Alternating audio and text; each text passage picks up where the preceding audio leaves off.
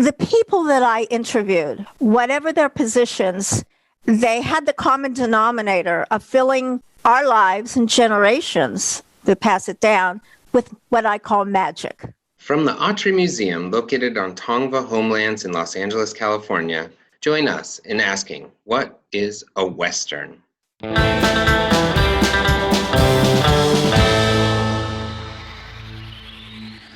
So I'm pleased to have here today Maxine Hansen, who's the executive assistant to Mrs. Jean Autry and a longtime friend and collaborator of the museum. But today we're talking about a special project that Maxine developed and worked on, the Western Film and Television Oral History Project. So thanks for joining us, Maxine.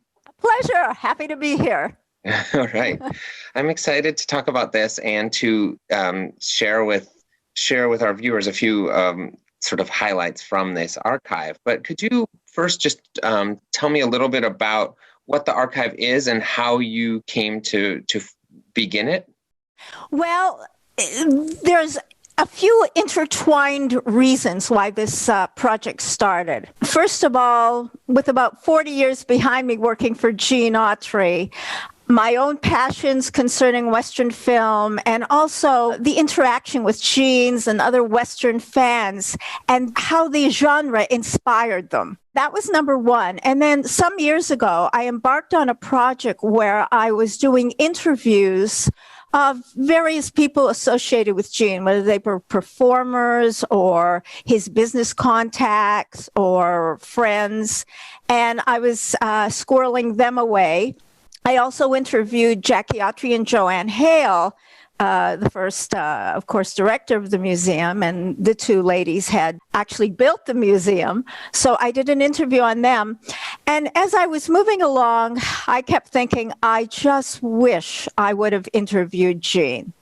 Why didn't I interview Jean? And there were some other people like Pat Buttram. Why didn't I do this? And then in about 2012, there were two events at the museum which I participated in and helped produce. So one was a gentleman named Henry Darrow who just passed away. He was in High Chaparral. And he did an interview and a book signing at the museum, which was very successful. And then shortly after that, there was an event with the Virginian cast at the museum. And that brought in, I think, close to 700 people who just spent the whole day with their cast and watching movies. And some of them stayed for a dinner afterwards. And at that point, putting all this together, I went, I'm going to make sure that these people are recorded, that we learn their stories, that we learn about them and their craft, how they employed their talents and did their craft. And I was just determined to do it. And that's the genesis. That was the start of it, the birth of it. And then I took it from there. And did initially you think you would mainly focus on actors or performers that were on screen? In the very beginning, yes. I thought that I would do that. And then I realized there are so much more. There's the actors, there's the writers, there's the producers. There are a myriad of people that we had to know about, especially in Westerns. Who handled the horses? Who did the stunts? Who handled the costumes? Who handled personal public relations and advertising, you see? So all that came into play, and I realized that I had to tell a full picture. It's almost like pieces of a puzzle. You put the pieces together and they show an incredible picture of what went on. Mm-hmm. Yeah, that sort of leads me to my next question. I think when we had spoken earlier, you said something about the technology of how these were created, and I think that's a lot of what you're describing here. Can you give a bit of an overview of what you learned or came to appreciate newly about the nuts and bolts of how these either TV shows or films were created? Well, to explain, what I did was I set out a list of questions because I had to determine, what am I going to ask these people? What do I want to know? And of course, I wanted to know about them. I wanted to know their background, how they got started in the industry. And then I wanted to know, okay, perhaps they had a particular character like James Drury, the Virginian. What did he base that character on? How did he develop that character? And then there were things like each actor will take a script and he will perhaps learn just his lines, or he will learn the whole script, or he will yellow out or circle the script. How did they take the script? What did they do with it? And I found out that each actor has his own way of taking the script and handling it. Then the thing is that in regard to lines, you're given the pages every day, the pink and the yellow and the blue and the purple and the orange and what that means is those are the rewrites that you've been given overnight.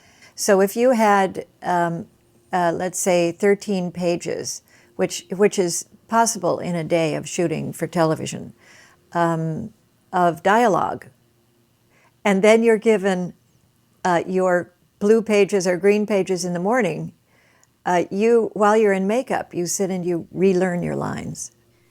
And so there were many facets of those. And of course, in Westerns, you had people like James Drury and Doug McClure who were terrific horsemen. They knew how to ride. And then you had people who were learning how to ride, or hoped they could learn how to ride, or read a book about learning how to ride, you see, and hoped it would all go right. And you had wranglers to see that it did, hopefully. And sometimes it didn't. I mean, I remember a story of just a wonderful gentleman who, in a large part of a career, he played criminals and outlaws and such. But he was the sweetest, most beautiful, sensitive man you would ever want to know. And he was supposed to do a scene, and the director said, don't worry, the horse knows what to do. All you got to do is jerk the rein free and take it up there with you. And the horse knows what to do. I said, I hope so. And we start over again, and I have what for with the preacher, and I shoot him dead, and I run to the horse, and I jerk the thing free, and I get up on the saddle, and away. No, we don't. I started to run to the horse, and the horse turned around, looked at me, and took off down the street, and I went chasing after him. It was terrible. They got a stuntman to ride out for that picture. It just didn't go so well. So there was that. There's also, for example, writers. And there was one writer who was telling me, for example, how he names characters. He watches the syllables as he names the characters. I have a character called Erasmo Dink. I have no idea what I'll do with it, but I love the name Erasmo Dink because there was a gardener who came by. His name was Erasmo. It's interesting. If you're going to use Erasmo, it shouldn't be Erasmo with 3-4 syllables. It should be Erasmo with one syllable. Erasmo Dink, because that you remember it. And if you go back to things like the Maltese Falcon, and were very instructive, they had names you never forgot, like Casper Gutman, the fat man, Joel Cairo, Mr. Spade, you're a man after. These were names. They were great names. So I listen. I have a musical there, so I listen to them, and I have whole lists of names that, if it's a good guy, a bad guy, a detective, or a cowboy, I've been doing this for years. So each craftsman came with his own set of policies or actions. How do you choose a horse? His eyes. You get a horse with certain eyes, fine. You get a horse with certain other eyes, you're going to have trouble with that horse, right away. So it was an amazing adventure, not only learning about these people. I mean, some of them had started out in live TV. One of them was reading in a slush pile and discovered a gentleman named Rod Serling. So I know. So you get all of these factors coming in, and it's just an amazing story to tell. And again, the pieces go together like a puzzle.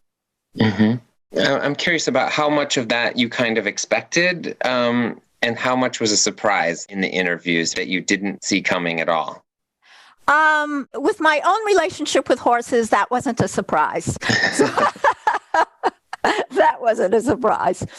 But I think for me, the biggest surprises came in the fact of story development, how stories were developed. Most surprising, I think, to me was learning about the early lives of these people and also getting a flavor of Los Angeles at the time. For example, I come to work from Sunland, California. It takes me 15 minutes to get to Studio City.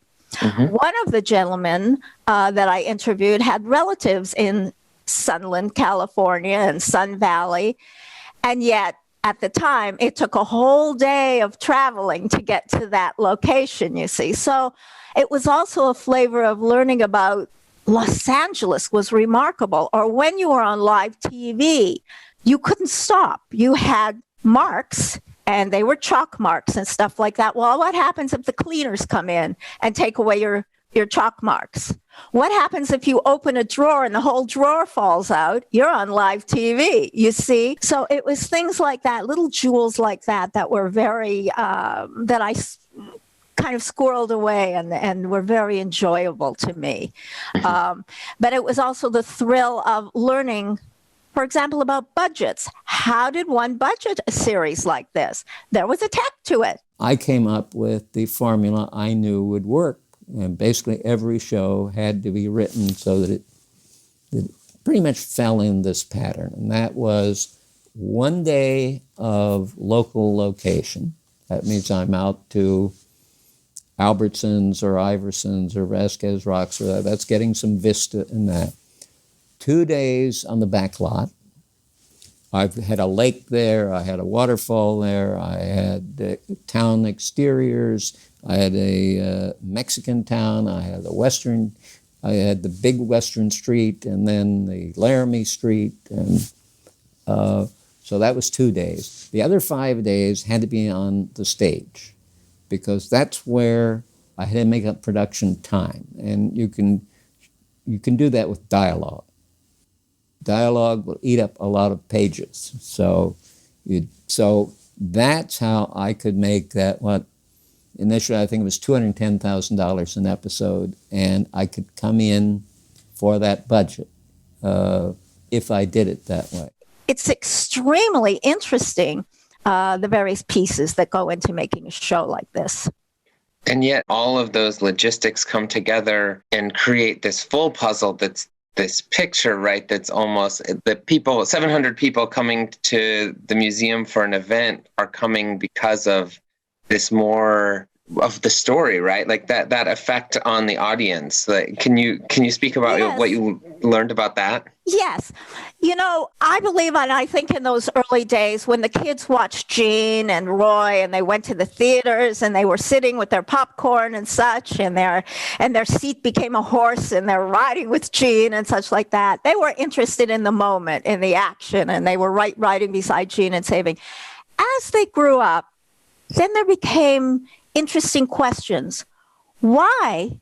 If Gene had, why did he always just use one gun? He had room for 2 guns. Why did he just use one gun? As we move on, we get other questions being asked about the various series and the why. You see, they're questioning more. And actually now it's a very popular thing to do. People will go and they will say, oh, he was wearing another color shirt in that scene. Whoa, mistake. It's a big thing now, isn't it? Mm-hmm. Well, I think the people who watch those early movies and the early TV Westerns in the 50s and 60s are now asking those questions, and they want answers, and it makes them feel more involved. It's like they're in on the secret, you see.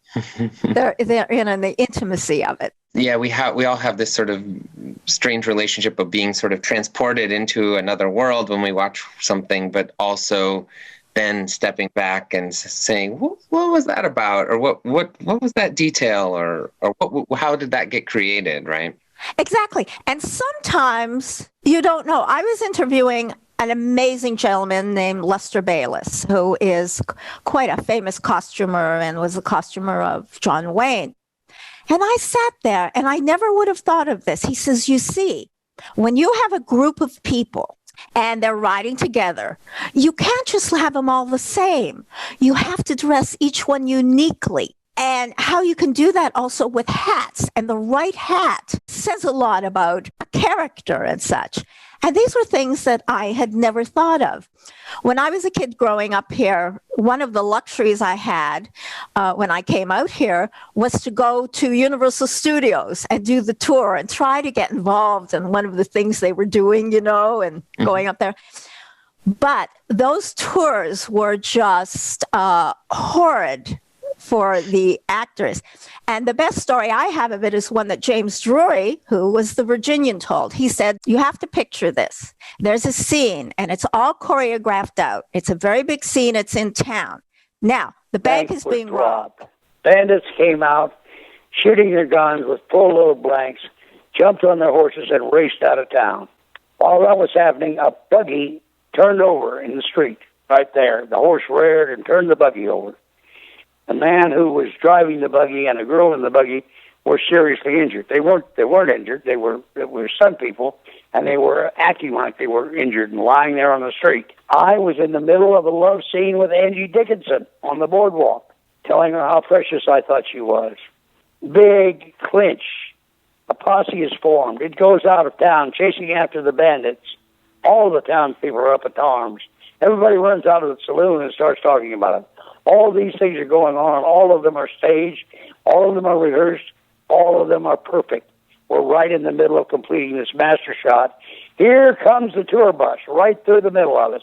There's Angie Dickinson, and that's the Virginian, James Drury. Well, I threw my hat on the floor. When I get mad, I throw my cowboy hat down and jump up and down on it.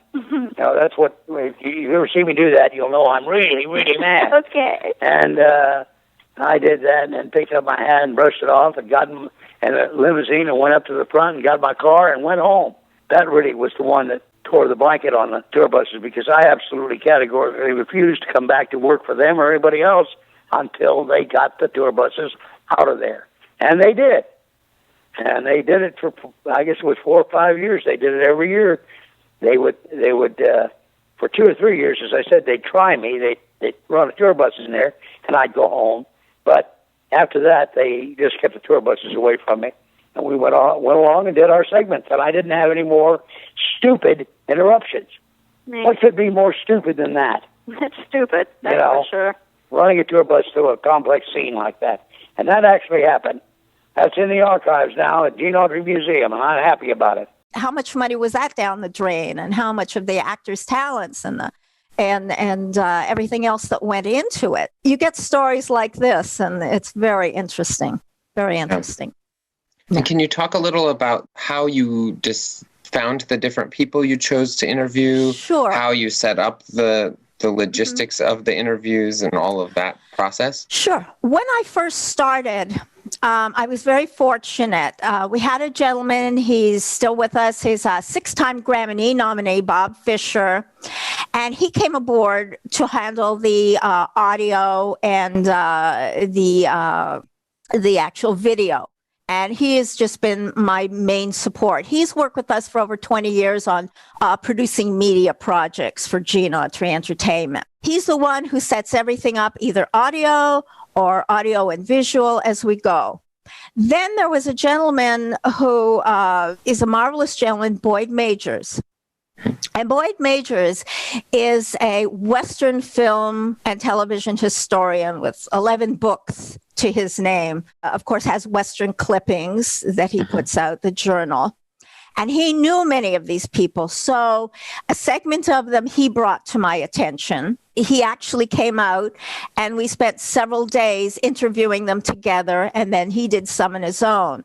Others, I just went, well, I'm going to reach out to the Virginians and see what we can do. And then there were others, when I interviewed people, that they either made suggestions or I said, do you know, and such like that. And most times that we would do the interviews here in Gene's office.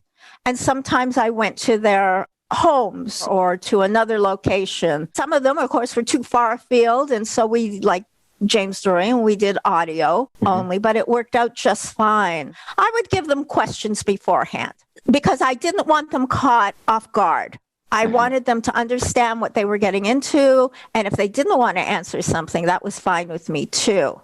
But I also wanted them to be able to digest the questions and think about it. You know, how did you work with another actor? Do you listen? Do you just know your lines? How do you do it? How do you work? And they each had their own ways of doing that. You know, very unique. You know, just thinking about our what is a Western ongoing conversation.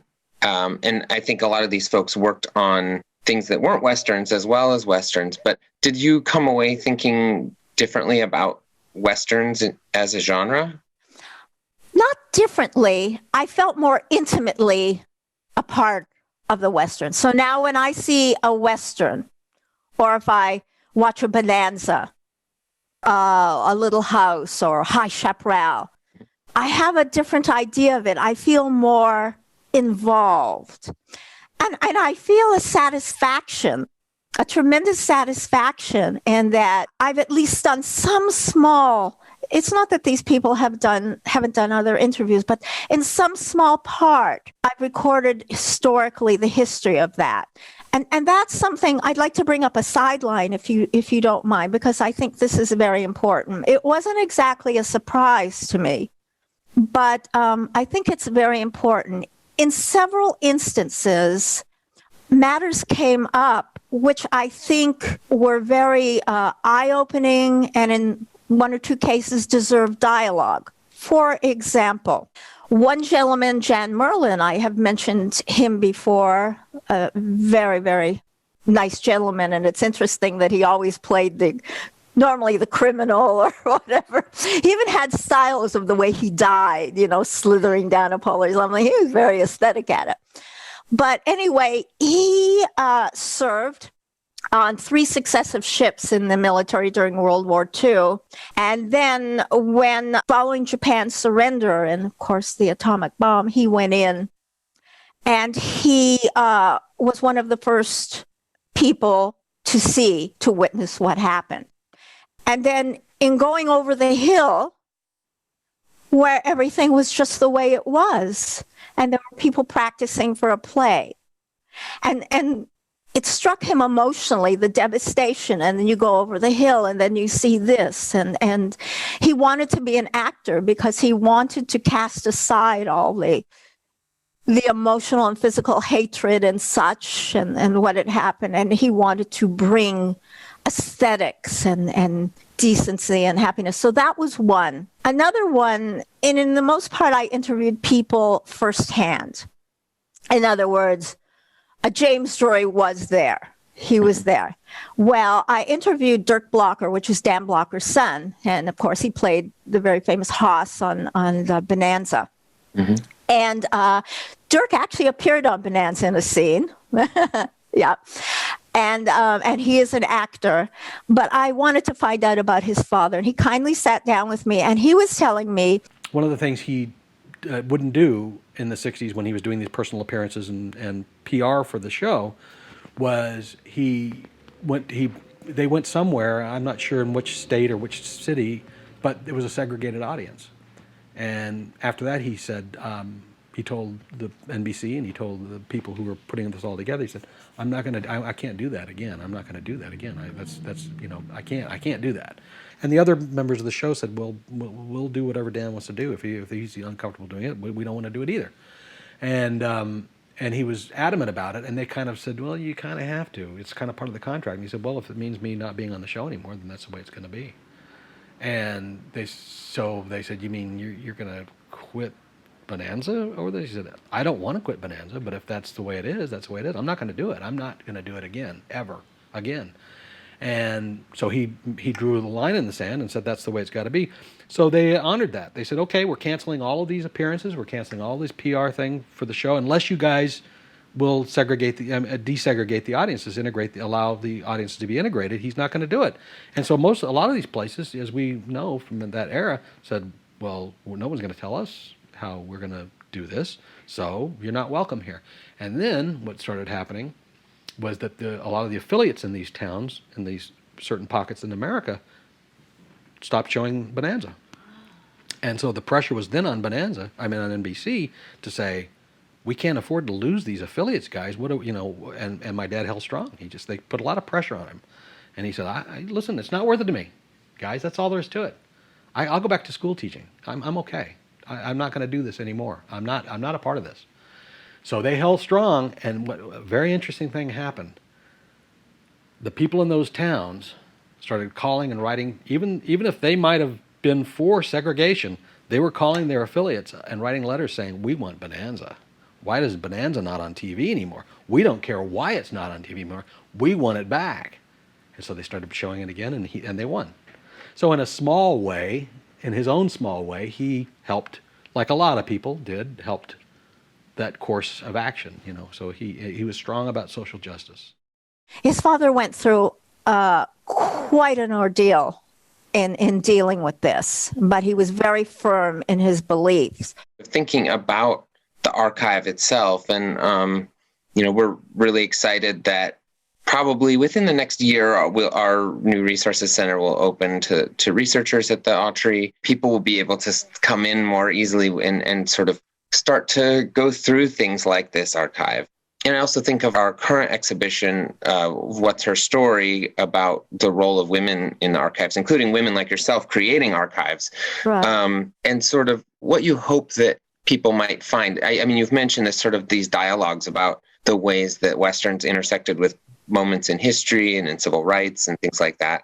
Mm-hmm. Are there other sort of things you imagine or hope for as this becomes available to researchers?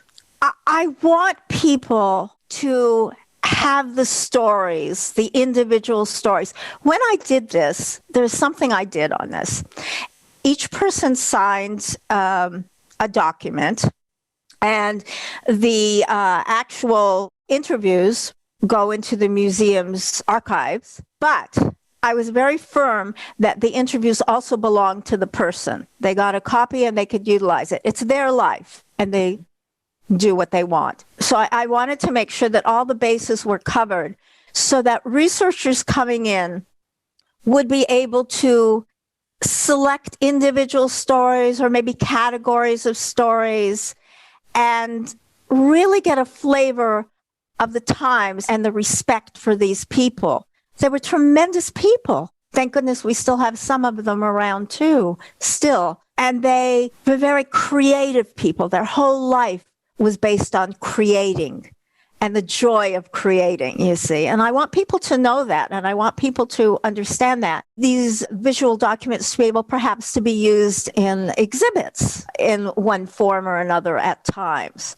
So I guess the thing was, I just never want the material lost. I always want these people to be given the respect that they deserve. For example, when we talk of McRae and Bonanza, High Chaparral, and Little House, and many of the people I know now who are after my generation and such, Little House was so important to them. So, and these Bonanza still plays every day, High Chaparral, Virginian, they're still all playing, you see. And I wanted people to understand just what these individuals gave.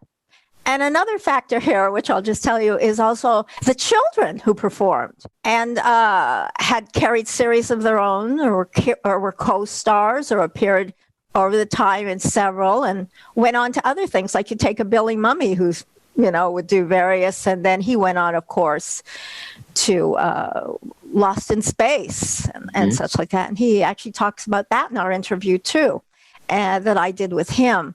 But you find out just what a tough time they had. They were schooled. You have to get 3 hours of schooling in a day.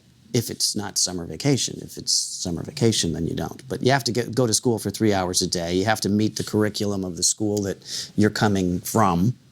So the teachers at my school would have to say, okay, we're going to cover, the Civil War from here to here for these 2 weeks that he's going to be doing a Virginian, for instance. So the curriculum would be met by a welfare worker, teacher on the set. You had to get those schoolings sessions in minimum of 20-minute increments, right? You couldn't go to school for 10 minutes.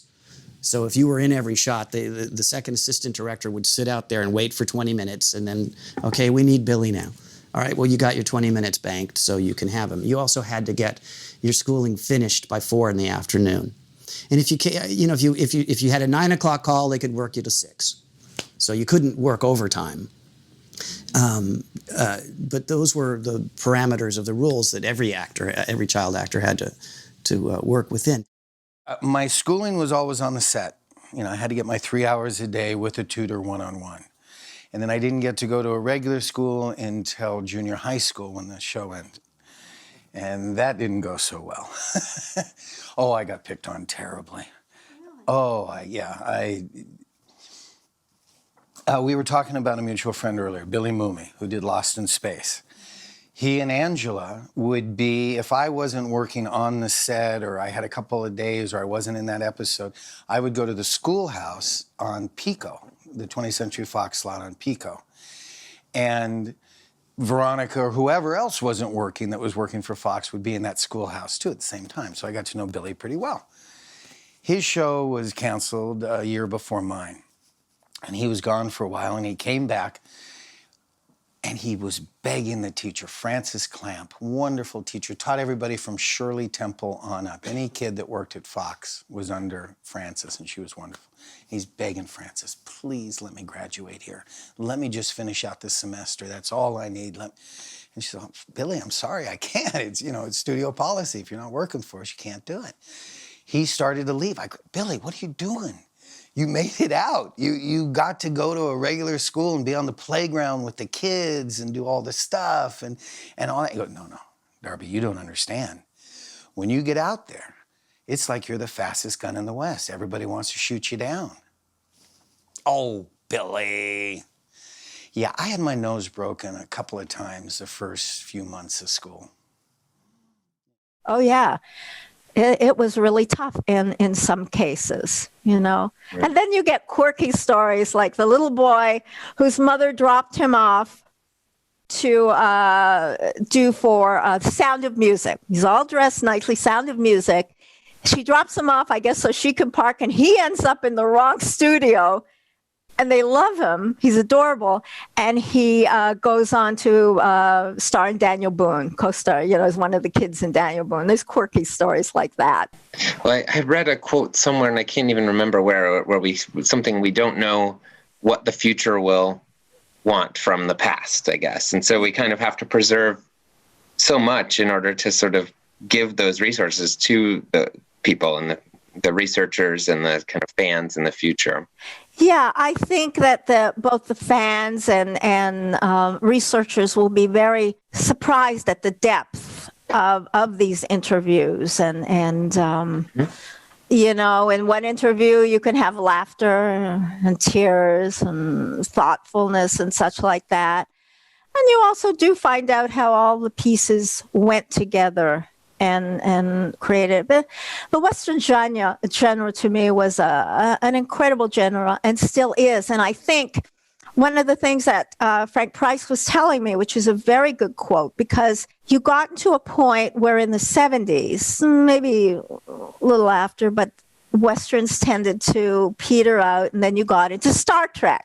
And what happened to Westerns? And he gives a very, very good analogy of it. The thing that really changed in the 60s, and I don't know how to fit them both in, but one is when the landing on the moon took place, science fiction became more real. With Westerns, we've been through a period where Westerns were real. There were people around who knew about that time. And ultimately, Westerns became something that the young people didn't have the same familiarity with. But what they did know was people walked on the moon. And I think that helped science fiction, and it hurt Westerns. We do the same stories. It's just a question of, have you got a six-shooter or a ray gun? That's right. Or a lightsaber. Then you think of Gene, who did, I think, if not the first, I think it was the first sci-fi Western, The Phantom Empire. Mm-hmm. Well, was there any other topic you wanted to cover that we missed? I just wanted to say that the people that I interviewed, whatever their positions, they had the common denominator of filling our lives and generations to pass it down with what I call magic, or you could call it Western magic. And yes, it's true. Perhaps real life does not parallel, of the 1800s, does not parallel Bonanza or the Virginian. But here's the thing. Just as those kids, when they were riding with Jean on Saturday afternoon, or the guy who came home from work, he's exhausted, he's uncertain if he'll have a job tomorrow, it's been tough. He sits down, and for an hour, he's sitting with the Cartwrights, and together they're all solving whatever has to be solved on the screen, and it goes right.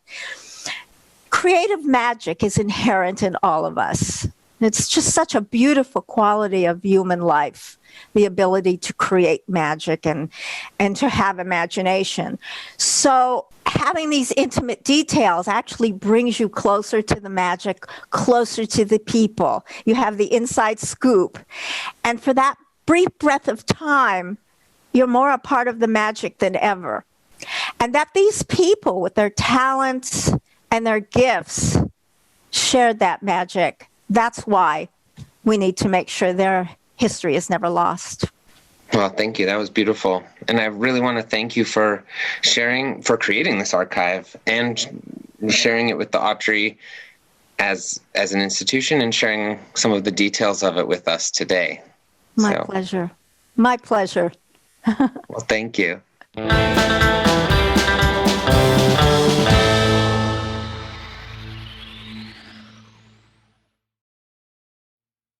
The Autry Museum of the American West thanks our members and supporters.